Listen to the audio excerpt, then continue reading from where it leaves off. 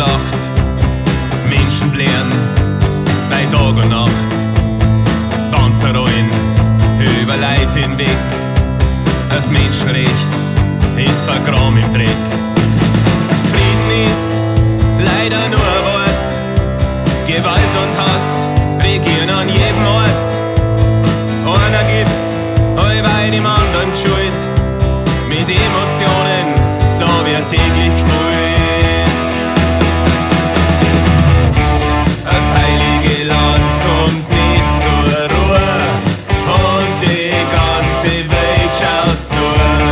Heilig ist dort schon lang nichts mehr, außer der Krieg, und das ist der kein vermisst, wenn er am Tag 10.000 Seelen frisst, und der Wahnsinn schickt und jede Hoffnung gleich im Keim erstickt.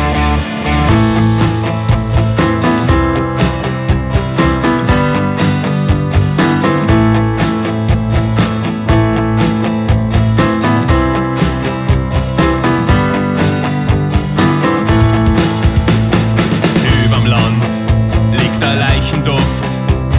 Selbstmörder sprengen sie in die Luft. Ignoranz trifft auf Propaganda. Intifada statt Miteinander.